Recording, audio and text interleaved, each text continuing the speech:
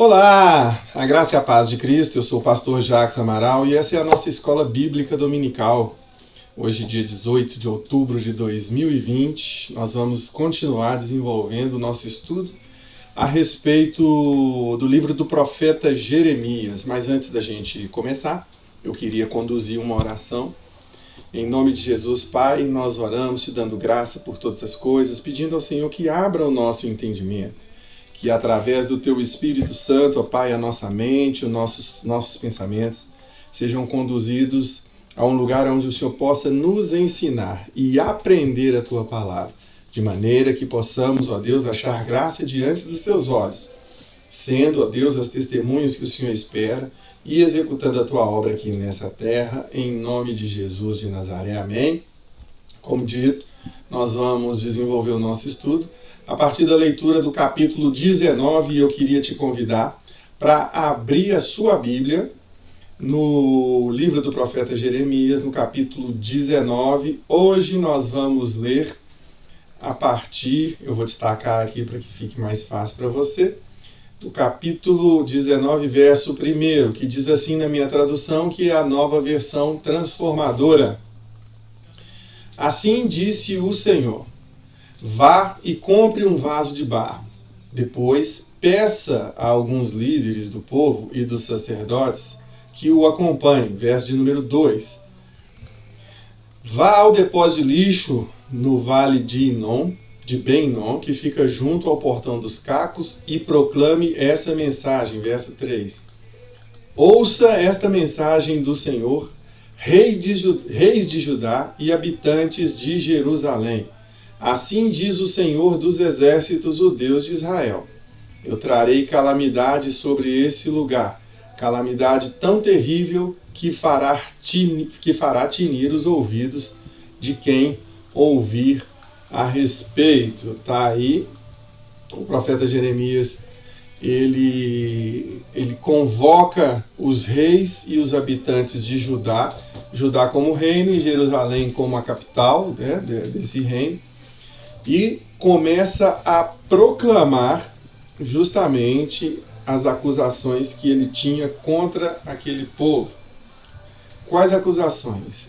O pecado daquele povo, a transgressão daquele povo, ia receber o castigo de Deus. E ele abre o capítulo de número 19, justamente reafirmando o que ele faria em termos de castigo para aquela nação, para aquele povo. E ele vai trazendo, a partir do verso de número 10 e 11, vou destacar aqui para você, números 10 e 11, vamos oferecer aqui um destaque colorido. Assim: então Jeremias, você quebrará o vaso à vista desses homens.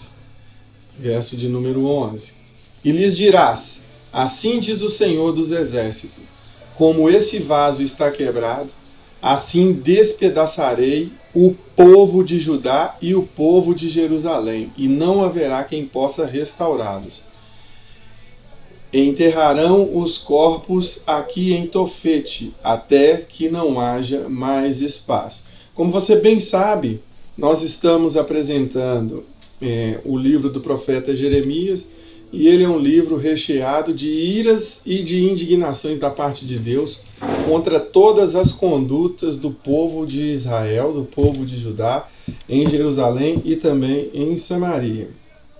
E o capítulo 19, Deus traz uma analogia através do profeta Jeremias, pedindo para que ele pegue um vaso de barro e leve até uma região chamada de Ben-Inom, ou Vale de Tofete. Você vai encontrar essas duas expressões nas traduções mais tradicionais. Essa que eu estou usando, a Nova Versão Transformadora, traz esse mesmo entendimento. E ali ele está pegando o vaso que representa o lugar que vai receber a bênção do Senhor, o lugar onde ele vai derramar o seu óleo de unção, o lugar que vai reter o azeite, a unção de Deus. E ele está destruindo, esse vaso é o povo de Israel, né? Israel e Judá, e ele está destruindo e despedaçando esse povo, cumprindo a sua promessa de justiça entre o povo. O povo que estava voltado para as riquezas, para os bens materiais, Deus está ali prometendo que ia esmagar, assim como nós vimos na escola passada. Já na continuação, agora nós vamos avançar para o capítulo de número 20. Deus está trazendo aqui a nossa memória, na verdade, tem um relato aqui, que um dos sacerdotes encarregados de cuidar do templo, está assim no verso de número 1, ele começa a fazer uma ameaça.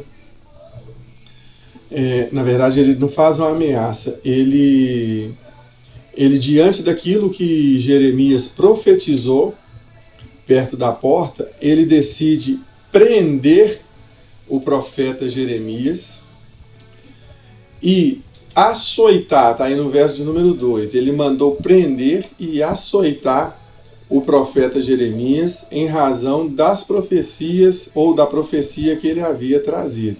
No verso de número 3, vem o esclarecimento dizendo: no dia seguinte, Passur o soltou e Jeremias disse: o Senhor mudou o seu nome, de agora em diante você será chamado de homem que vive em terror, porque Deus ia exterminar. E era muito comum, porque Jeremias, sendo profeta, ele estava trazendo exatamente o que a palavra de Deus havia ordenado para ele.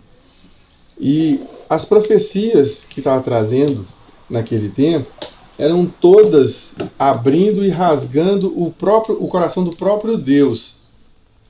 Em qual sentido? Deus estava demonstrando toda a sua ira e toda a sua indignação com o comportamento daquele povo.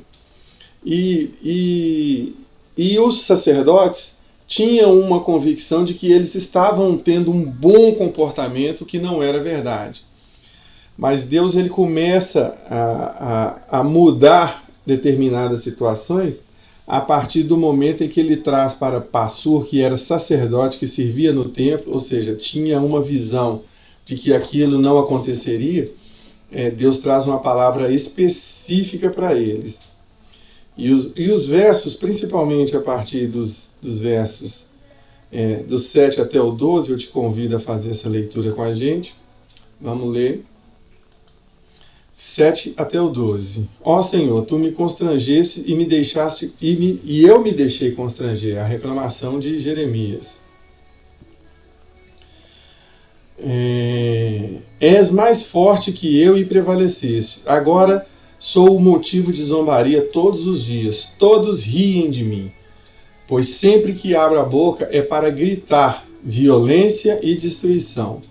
Essas mensagens do Senhor me transformaram em alvo de constantes piadas. Mas se digo que nunca mais mencionarei o Senhor, nem falarei seu nome, sua palavra arde como fogo em meu coração. É como fogo em meus ossos, estou cansado de tentar contê-la. É impossível. Ouvi muitos boatos a meu respeito. Me chamam de homem que vive em terror e me ameaçam. Se disser alguma coisa, o denunciaremos. Até os que se dizem amigos íntimos me vigiam e esperam que eu cometa algum erro fatal. Dizem eles, ele cairá em sua própria armadilha e então nos vingaremos dele. O Senhor, porém, está do meu lado, como poderoso guerreiro.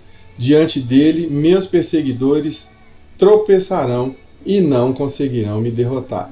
Fracassarão e serão totalmente humilhados. A sua desonra jamais será esquecida. Ó Senhor dos exércitos, tu provas o justo e examinas pensamentos e emoções. Permite que eu veja a tua vingança contra eles, pois coloquei a minha causa em tuas mãos. Nesse trecho, é como se fosse uma lamentação antecipada de Jeremias. Nós sabemos que ele escreveu um nome. Ele estava justamente lamentando porque o encargo dele era um encargo que ia trazer muitas inimizades, como nós vimos no início do capítulo 20, que a gente está fazendo a leitura, em que um sacerdote, um homem que servia no templo, que era para estar alinhado com os mesmos pensamentos do profeta Jeremias, se esse sacerdote fosse um sacerdote verdadeiro, fiel, que servisse ao Deus Altíssimo, porque eles estariam com ideias alinhadas. E a história nos provou que tudo aquilo que Jeremias profetizou acabou acontecendo. Toda a destruição que ele profetizou, toda a ira que ele acabou transmitindo para o povo de Judá e também para o povo de Israel, tanto para Samaria como para Jerusalém, isso acabou acontecendo através da destruição desses lugares e também da levada ou de tomar esses nobres indo para o cativeiro. Mas existe uma situação que foi uma situação irremediável, porque aqueles que foram conduzidos ao cativeiro tiveram a esperança de viver lá, e o livro trata e retrata muito bem essa situação. Nós vamos acompanhar nos próximos capítulos, em que Deus tinha uma esperança de retornar, especialmente no capítulo 29. Hoje ainda nós vamos, se Deus assim permitir, fazer um estudo nesse sentido para que vocês entendam. Deus separou uma parte do povo para ser levada para o cativeiro e para retornar posteriormente para Judá e para Jerusalém, reconstruir as cidades e os muros, mas alguns daqueles desobedientes, Deus determinou que eles seriam destruídos pela espada, eles seriam consumidos, e assim é a promessa. E nesse trecho, Jeremias começa a fazer uma reclamação para Deus e mostrando como é difícil exercer o ministério, sendo perseguido de todas as maneiras. E aí a gente vai avançar para o capítulo de número 21, onde nós vamos destacar os versos 1 e 2. O Senhor me deu essa mensagem, o Senhor deu essa mensagem a Jeremias, quando o rei Zedequias enviou Pazur, o mesmo sacerdote do qual nós falamos há alguns momentos atrás, lá no capítulo 20, filho de Malquias, e o sacerdote Sofonias, filho de Maazéias, para falarem com o profeta. O que eles foram falar? Suplicando a Jeremias para que ele consultasse o Senhor em favor do povo e pedisse a ajuda, porque já tinham as notícias de que Nabucodonosor, aqui vocês podem comparar a história em relação àquilo que estava sendo profetizado e os acontecimentos. Aqui nós já temos o Nabucodonosor cercando as cidades e prometendo já tomar as cidades e levar do cativeiro. E aí no verso de número 3, o próprio Jeremias já dá a resposta. Ele diz assim: voltem ao rei Zedequias e digam-lhe, assim diz o Senhor, o Deus de Israel, tornarei inúteis suas armas contra o rei da Babilônia, e os babilônios que os atacam do lado de fora de seus muros, trarei seus inimigos para dentro dessa cidade. Eu mesmo lutarei contra vocês com mão forte e braço poderoso, pois é grande a minha ira. Sim, vocês me deixaram furioso. Aqui não tem conversa. Aqui Deus está explicando a razão pela qual ele entregou esse povo nas mãos dos seus conquistadores, especificamente o rei da Babilônia, Nabucodonosor, que no futuro acabou sendo aí o grande perseguidor e aquele que consumou finalmente a obra do Senhor Deus em cima daquele povo. No verso de número 7, a ira do nosso Deus ela ainda parece ser maior, porque ele diz, depois de tudo isso, diz o Senhor, entregarei o rei Zedequias, os seus servos e todos os habitantes dessa cidade que sobreviverem à doença, à guerra e à fome, a Nabucodonosor, o rei da Babilônia, e aos seus outros inimigos. Nabucodonosor os matará sem misericórdia, nem piedade e nem compaixão. Aqui não tem um texto mais claro do que esse. Deus, em algum lugar aqui, ele pega e diz que Nabucodonosor é o servo dele, que está trazendo ele justamente para executar esse juízo sobre essa nação nesse tempo. Então nós abrimos aqui uma parte da história que o profeta Jeremias ele já está dando respostas, mas não para a profecia, mas já para os acontecimentos confirmando a profecia. E o mesmo povo que zombava dele, que ele fazia reclamações lá atrás, no capítulo 20, no capítulo 19, todas aquelas exemplificações que nós tivemos, e todos aqueles exemplos, Deus está trazendo à existência nesse exato momento sobre todas as consequências que o povo estava sofrendo como resposta e concretização daquilo que Deus havia prometido fazer e ele trouxe agora à existência. Então, os pontos altos aqui do capítulo 21 é justamente Deus cumprindo a promessa e trazendo a resposta da boca do próprio profeta. Ele que profetizou, conclamando ao povo ao arrependimento, não foi dado crédito às suas palavras, e agora ele está narrando, e você vai encontrar essa mesma narrativa nas Crônicas dos Reis e também nos livros dos Reis, primeiro e segundo livro dos Reis.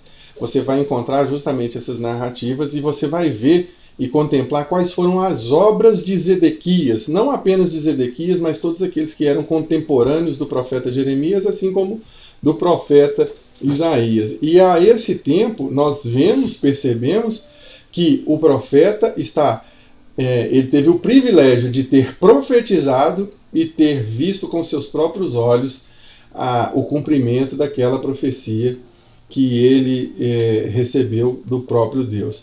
E avançamos então para o capítulo de número 22, aonde nós temos como destaque o verso de número 3. Assim diz o Senhor: sejam imparciais e justos, ajudem os que são explorados e livrem-nos, ou livre esses que são explorados, dos seus opressores. Abandonem suas maldades, não maltratem os estrangeiros, nem os órfãos, e nem as viúvas. E ele vem trazendo, nós estamos lendo o verso de número 3. Nós estamos lendo o verso de número 3 para pegar os destaques desse capítulo. Porque aqui Deus vem trazendo a necessidade e mais uma mensagem, mais uma advertência, mesmo já sabendo que as cercanias dos muros estavam tomados, o inimigo estava ali às portas, né? Na verdade, aos muros da cidade de Jerusalém e da região de Judá, do povo de Judá, da nação de Judá, para os tomar. E Deus traz um aviso como se fosse algo parecendo como uma advertência final. Nós já falamos exaustivamente disso, que Jeremias ele traz, principalmente nos ensinamentos do pastor John MacArthur, ele traz assim uma conotação como sendo a última esperança, a última tentativa de Deus de redimir aquela nação. E aí a coisa não funcionou e não deu certo, de maneira que Deus veio exercer a sua justiça. E nós temos também como destaque, aqui também no verso de número 10 até o 12, aonde Deus diz assim: não chorem pelo rei morto. A esse tempo aqui o rei Zedequias já tinha sido morto. Não chorem pelo rei morto, nem lamentem a sua perda. Chorem, porém, pelo rei que foi levado como prisioneiro, pois nunca mais voltará, nem verá a sua terra natal. O verso de número 11. Pois assim diz o Senhor acerca de Jeoacás, que sucedeu o seu pai, o rei Josias, e foi levado para o exílio. Ele jamais voltará. Verso 12. Morrerá exilado numa terra distante e nunca mais verá a sua terra natal. No verso 13, ele ainda continua dizendo qual foi o fim de uma geração e de uma dinastia. Que aflição espera Jeoaquim, que edifica seu palácio de forma desonesta e constrói suas paredes com injustiça, pois obriga gente do seu povo a trabalhar sem pagar o salário. Deus está condenando textualmente aqui as injustiças. E aí, eu queria destacar com você, queria te propor uma leitura aprofundada do verso de número 15, que diz assim: mas um belo palácio de cedro não faz um grande rei. Josias, seu pai, Também tinha muita bebida e comida, mas em tudo que fazia era justo e íntegro. Por isso, tudo deu certo para ele. Verso 16. Fez justiça ao pobre e ao necessitado e os ajudou, e tudo lhe correu bem. Não é isso que significa me conhecer, diz o Senhor. E eu queria te propor uma reflexão justamente nesse sentido, porque Deus estabelece para todos nós que existem dois grandes mandamentos. O primeiro deles, aliás, é Jesus que traz essa interpretação nos evangelhos. Existem dois grandes mandamentos. O primeiro deles é amar a Deus acima de todas as coisas. E o segundo é amar ao seu próximo como a ti mesmo. E aqui nós podemos contemplar e testificar que isso é uma verdade. Eu vou tentar dar um destaque aqui. Vou pôr uma cor de rosa nele aqui.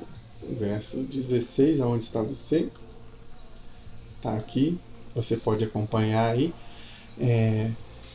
Olha aqui, fazer justiça ao pobre e ajudar os necessitados.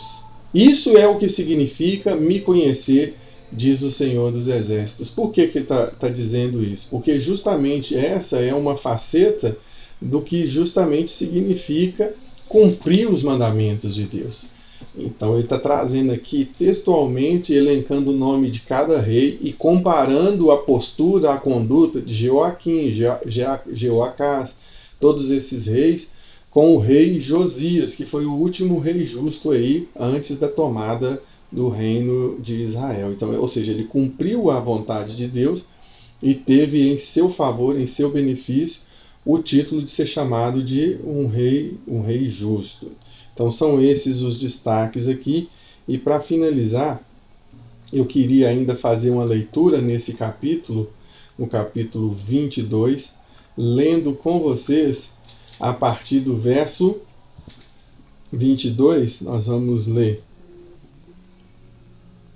o verso 21, que diz assim: eu o adverti quando você era próspero. Aqui está falando exatamente para um rei, e esse rei é o rei Jeoaquim.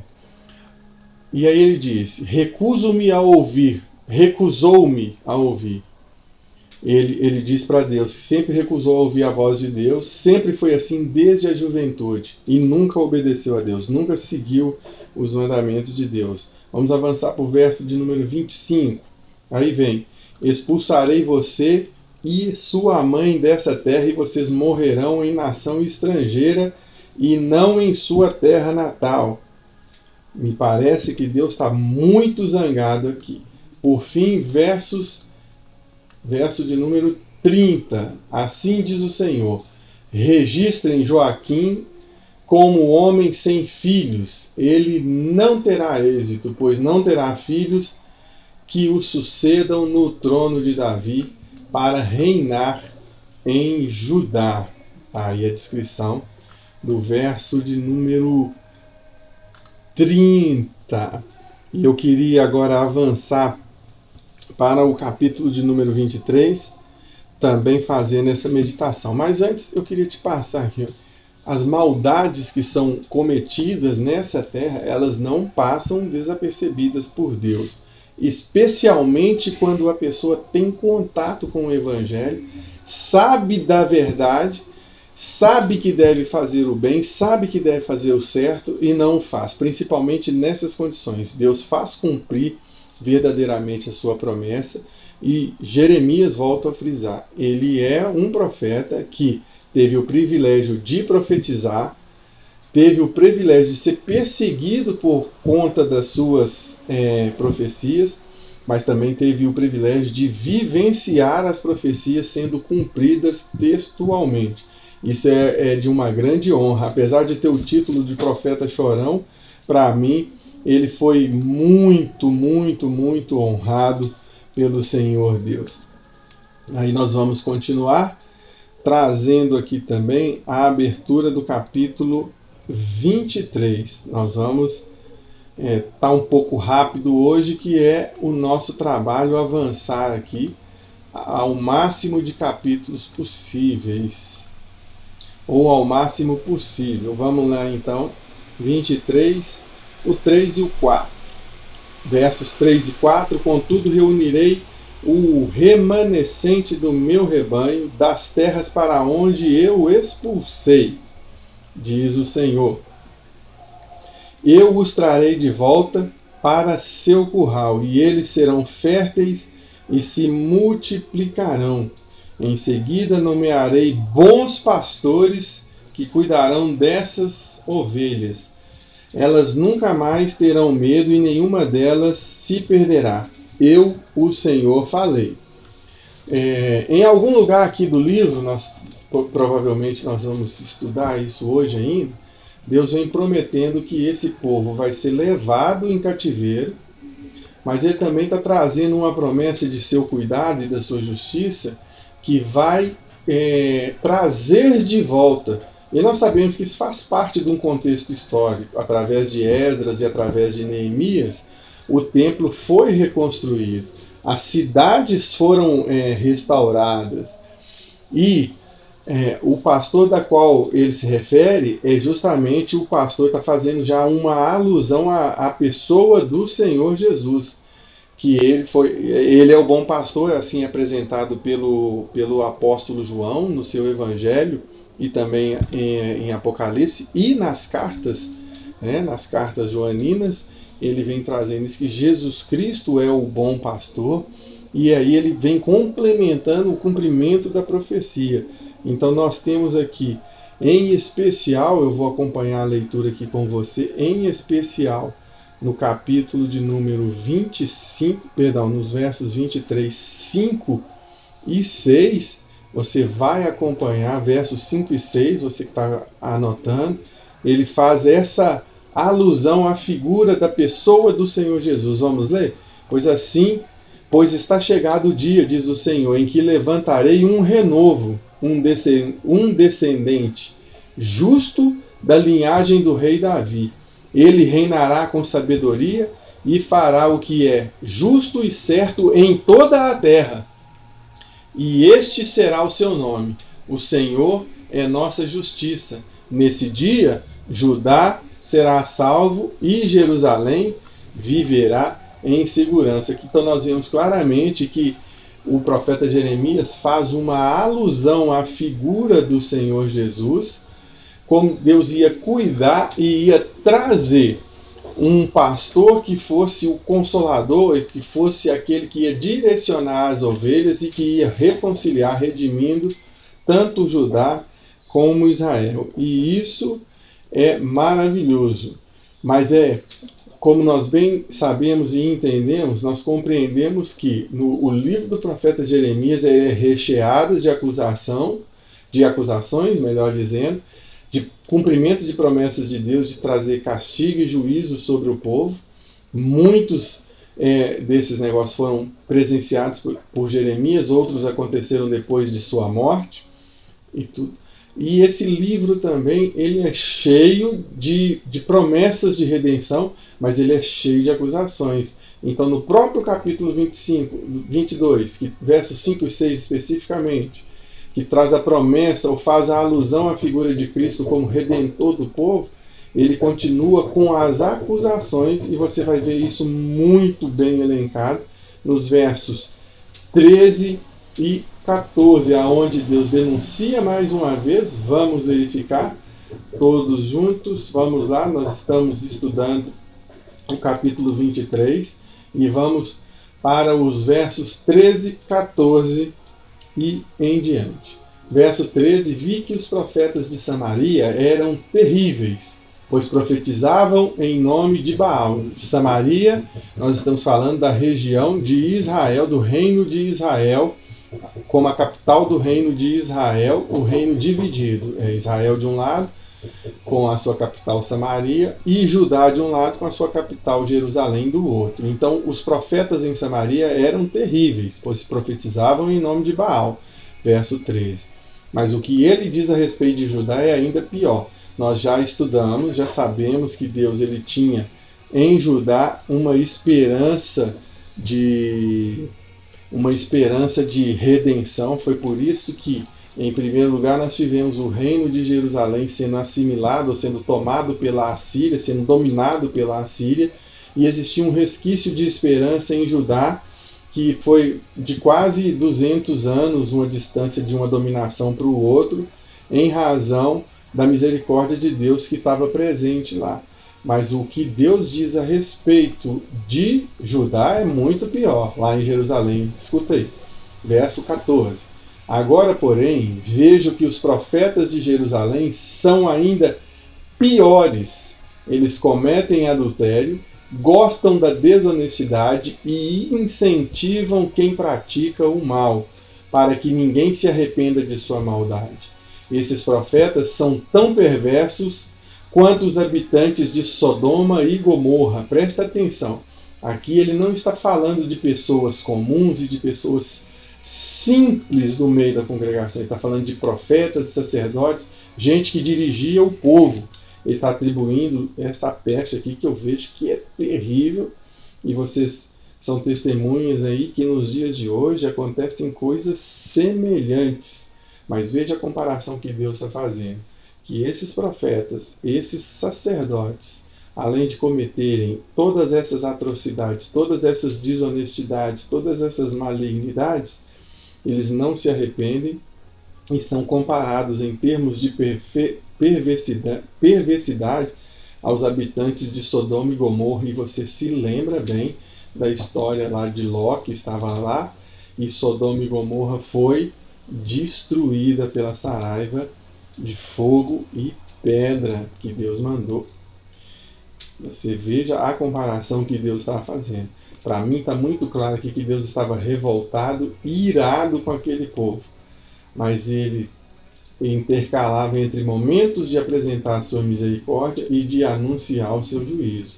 E aqui ele continua, nós vamos ler aí, nós lemos agora o verso de número 14, agora nós vamos avançar para o verso de número 16. Assim diz o Senhor dos Exércitos. Vamos ajustar a régua aqui para que vocês possam acompanhar. Assim diz o Senhor dos Exércitos a seu povo. Vamos chegar um pouco mais. Assim.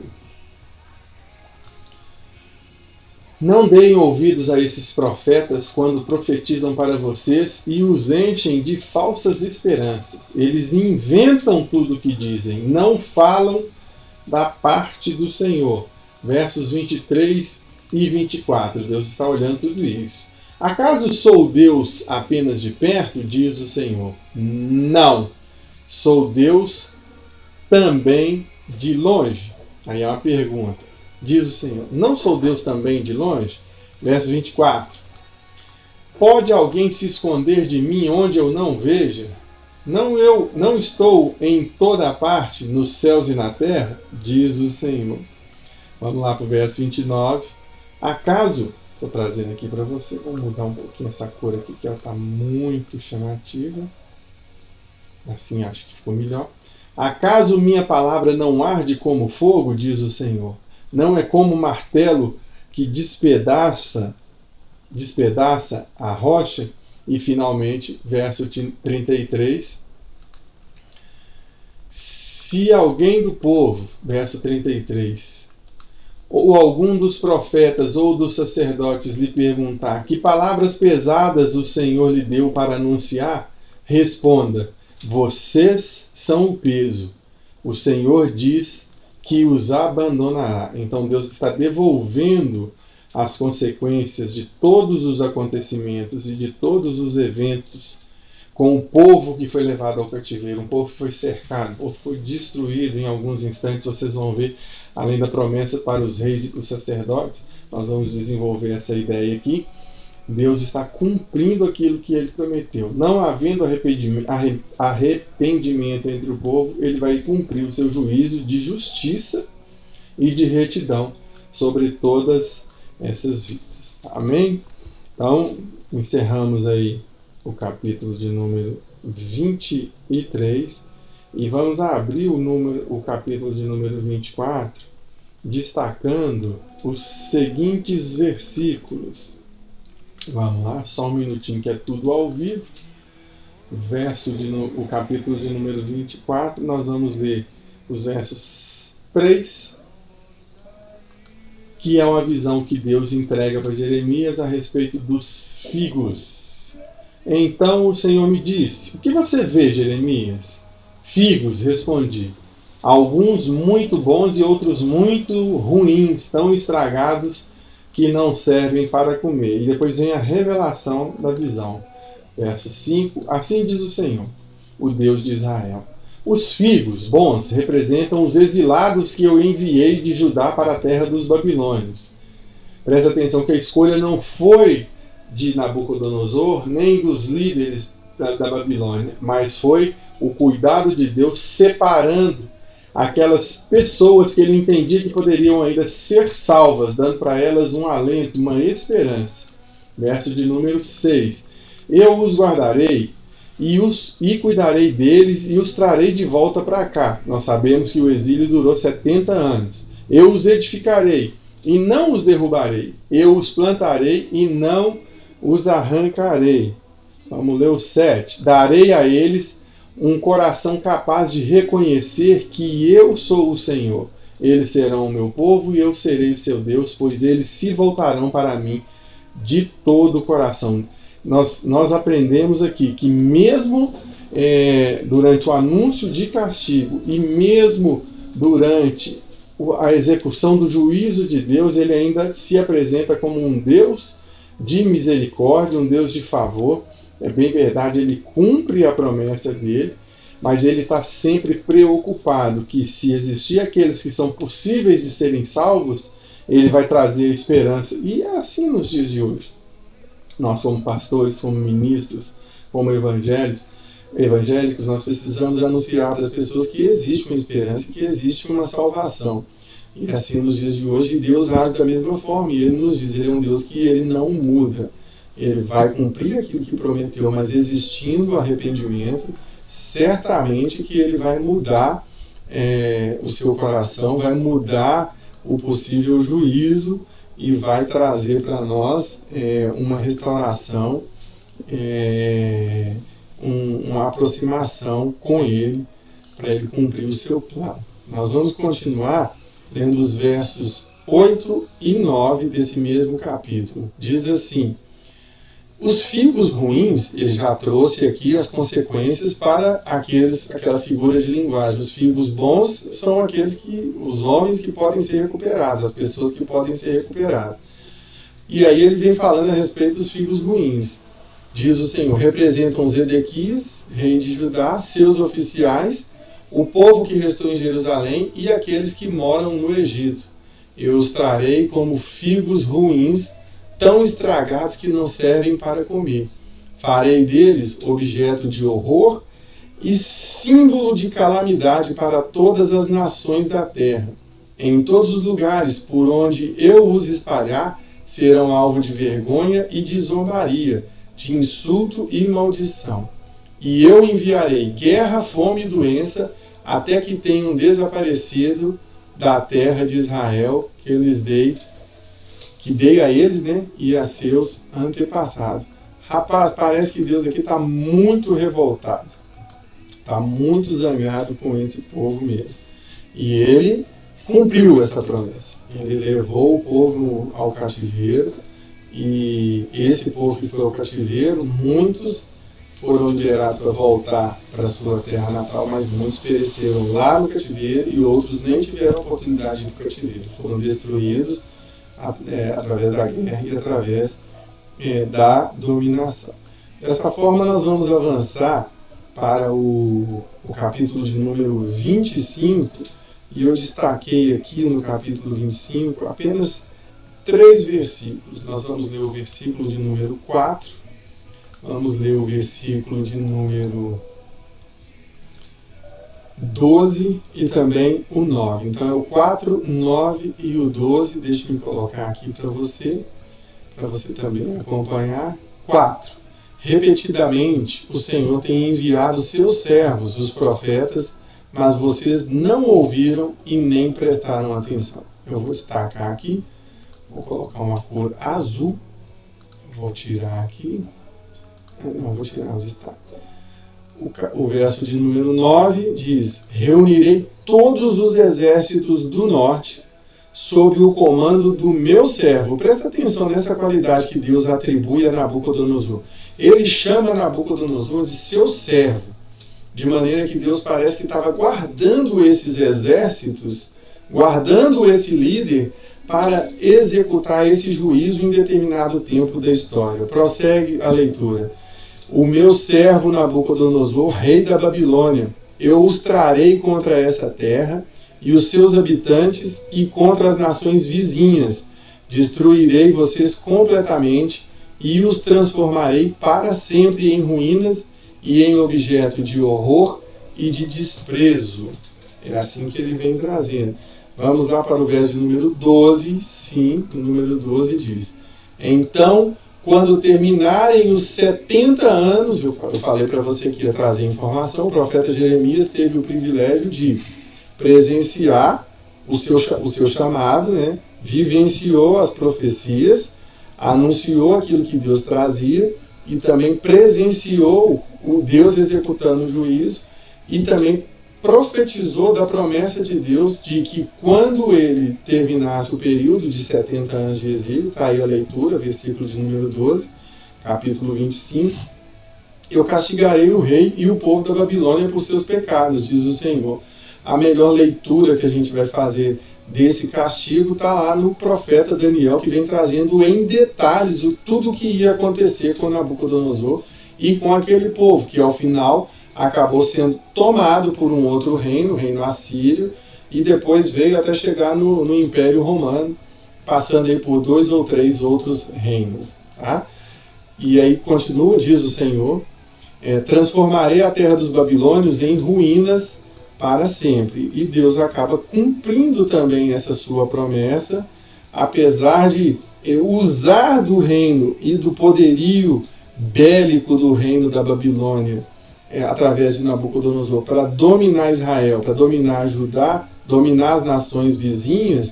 Ao final ele também tinha um castigo reservado para esse mesmo reino, tanto é que depois ele foi dividido para 2 outros dois outros generais, né?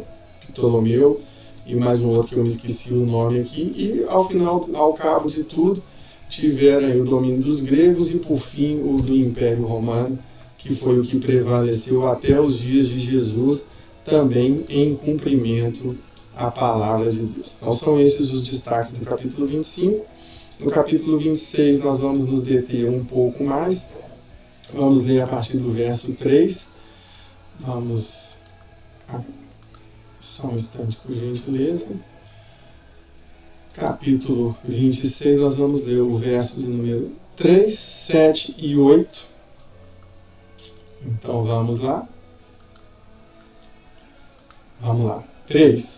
Talvez eles escutem e abandonem os seus maus caminhos. Então voltarei atrás e não enviarei a calamidade que estou prestes a derramar sobre eles por causa dos seus pecados. E aí o 7. Os sacerdotes, os profetas e todo o povo ouviram Jeremias falar na frente do templo do Senhor. Verso de número 8. Quando Jeremias terminou sua mensagem e disse tudo o que o Senhor havia ordenado, os sacerdotes, os profetas e todo o povo atacaram e gritaram: vamos matá-lo. Aqui existe uma promessa para matar Jeremias. Verso de número 12. Jeremias disse aos oficiais e ao povo: o Senhor me enviou para profetizar contra esse templo e essa cidade. Presta atenção nessa frase que é impactante. O Senhor me deu cada palavra que lhes falei. Jeremias não estava traduzindo, nem estava interpretando usando o seu conhecimento ao tempo. Ele estava profetizando textualmente as palavras que Deus havia falado com ele para o povo. E eram palavras pesadas. Eram palavras pesadas. Ele estava trazendo isso. Ao cabo, apesar do povo tentar matar Jeremias, esse não foi adiante, porque ele foi livrado disso. E aí a gente abre o capítulo de número 27. Nós vamos ler os versos de número 2. Vamos lá. 27, verso de número 2. Assim me disse o Senhor: faça um jugo, ponha-o sobre o pescoço e prenda-o com cordas de couro. Tá aí, ó, 27, 2. Vamos ler o verso de número 5. Com minha grande força e meu braço poderoso, eu fiz a terra, todas as pessoas e todos os animais. E todos os animais. Isso tudo é meu e posso entregá-lo a quem eu quiser. Então Deus está falando aqui, ó, que Ele é que decide a sorte sobre a face da terra, incluindo os homens, os animais e tudo que existe na terra. Verso de número 11.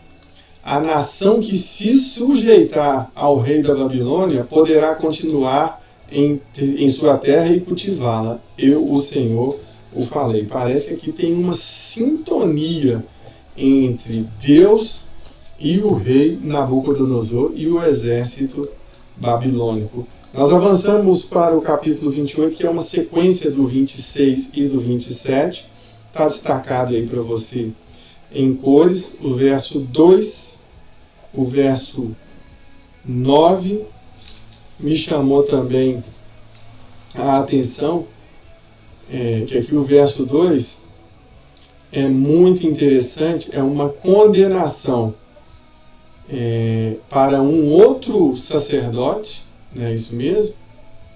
Um outro profeta, o profeta Ananias, com H, e ele vem dizendo assim, verso 2, esse não é Jeremias profetizando, mas é Ananias, ele vem dizendo assim: assim diz o Senhor dos exércitos, o Deus de Israel, removerei do seu pescoço o jugo do rei da Babilônia. Está profetizando para o povo. Verso de número 4. Vamos ler o 3. Dentro de 2 anos, esse profeta, ele vem basicamente confrontar a profecia de Jeremias, que Jeremias tinha estabelecido que seria 70 anos. Os reis, eles ficaram revoltados com essa manifestação de Jeremias, e aparece esse Ananias aí, como que quem cai de paraquedas, né, do nada, dizendo que seria um período de 2 anos e que Deus ia arrebentar. E ele estava falando em nome de Deus, em nome do Senhor dos Exércitos, mas nós sabemos que isso não é verdade, porque lá atrás Deus vem condenando justamente esses profetas que não falam em nome dele. Aí vem lá, verso de número 4. Também trarei de volta Joaquim, filho de Joaquim, rei de Judá, e todos os outros exilados de Judá levados para a Babilônia. Certamente quebrarei o jugo que o rei da Babilônia colocou sobre o seu pescoço. Eu, o Senhor, o falei. Olha a coragem desse rapaz. Ele está falando uma mentira e está usando o nome de Deus. No verso 5, no verso 6, na verdade, ele diz amém. Jeremias diz amém. Que cumpra. Tomara que cumpra o que você está dizendo. Tomara que Deus traga de volta os objetos do templo, né? E principalmente os exilados. E aqui ele faz uma advertência. Verso de número 9. Um profeta que anuncia paz precisa esperar que suas previsões se cumpram antes de ser considerado de fato enviado pelo Senhor. Por que esperar? Porque nós vamos ver aqui, ó, no verso 17, que ao final de 2 meses, o profeta Ananias morreu. Ou seja, ele não viu o que aconteceu, né? Ele não sabe.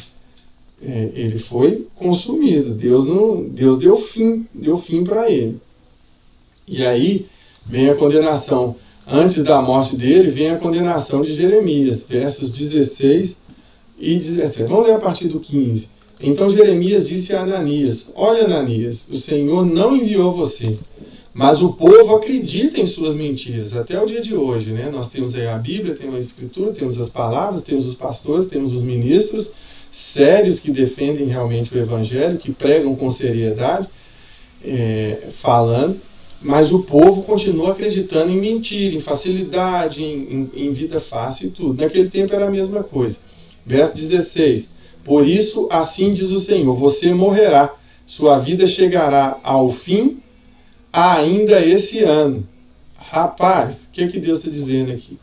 Vai lá e fala para Ananias que tudo que ele está dizendo é mentira, mas profetiza na frente de todo mundo. E Jeremias fez dessa forma, profetizando na frente de todo mundo.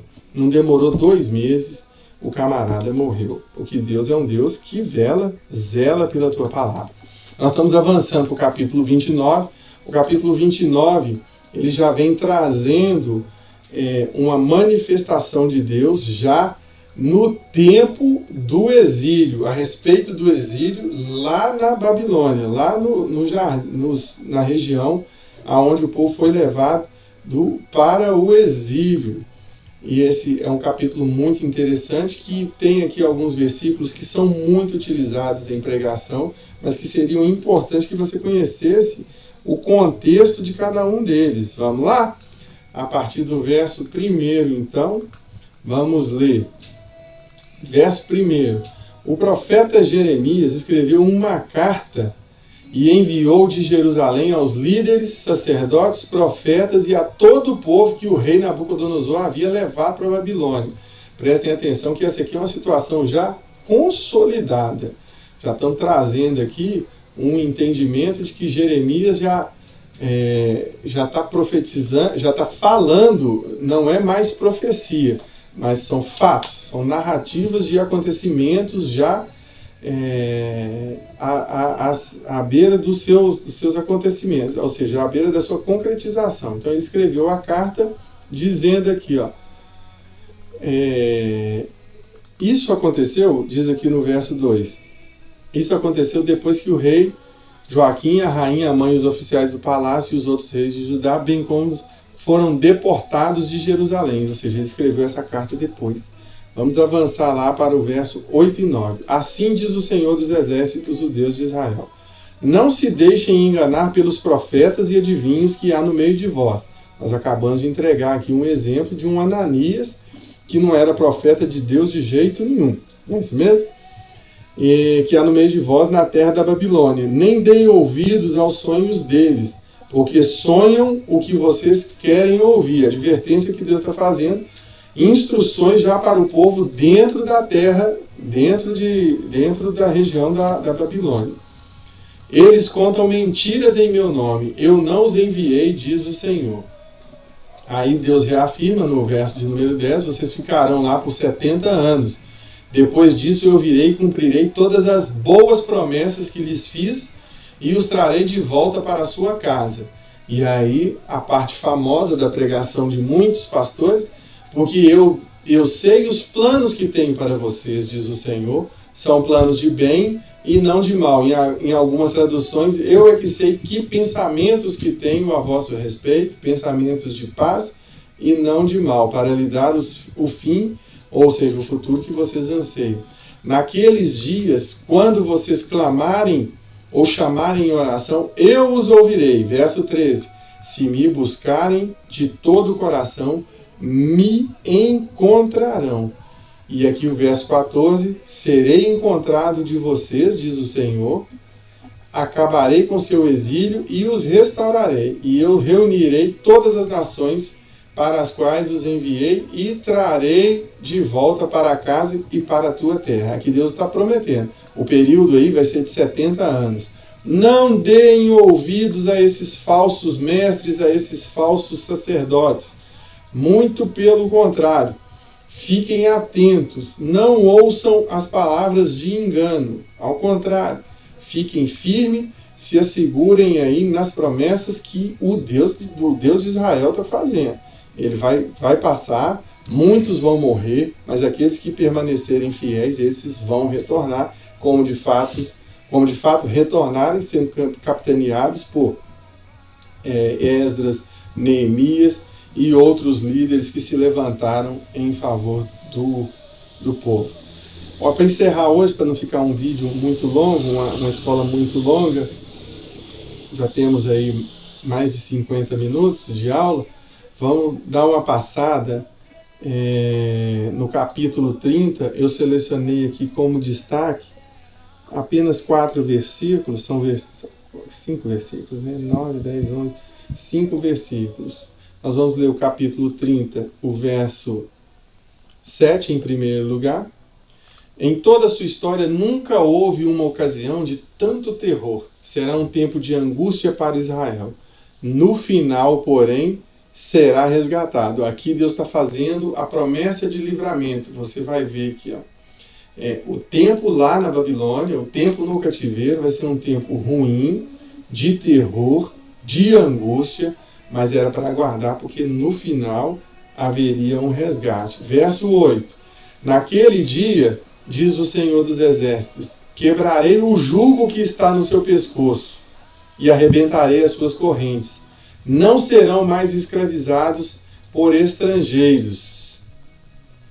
Verso de número 9, pois o meu povo servirá ao Senhor seu Deus e ao descendente de Davi, uma alusão clara e direta à pessoa de Jesus Cristo. Está fazendo aqui o descendente de Davi, o rei que foi estabelecido. Não um rei para se preocupar com política, com coisas do plano físico, mas um rei que vai reinar em glória. Vamos avançar para o verso de número 10. Portanto, não tenha medo, meu servo Jacó, e não desanime, ó Israel, diz o Senhor, pois o trarei de volta das terras distantes e seus descendentes retornarão do exílio. Israel voltará a ter uma vida de paz e sossego e ninguém o assustará. 11. Porque eu estou com você e o resgatarei. Diz o Senhor, destruirei completamente todas as nações entre as quais o espalhei, mas você não será completamente destruído. Eu o disciplinarei, mas com justiça. Não posso permitir que fique impune. Aqui o Senhor está fazendo, né, a promessa de restauração do povo, depois de um longo cativeiro, onde as pessoas sofreram em razão da sua própria desobediência. Eu vou encerrar por aqui, agradecendo a sua audiência, pedindo que você fique atento. Em instantes nós teremos o culto às 9h30. Você é bem-vindo. Você que pode, compareça à igreja, prestigie os cultos, prestigie as ministrações. Eu sei que Deus tem muita coisa para te dar. Tá bom? Agradecer a todos os homens que participaram ontem da rede de homens. Foi uma bênção, Deus operou maravilhosamente, uma palavra muito boa, foi um momento muito bom, um tempo muito bom de comunhão entre os homens, e que Deus te abençoe e te guarde. Venha participar dos cultos, agora 9h30 nós teremos, e às 18h30, vem louvar ao Senhor, porque isso é bom e é agradável a Deus. Fiquem com Deus, tenham um bom dia, venham para a casa do Senhor.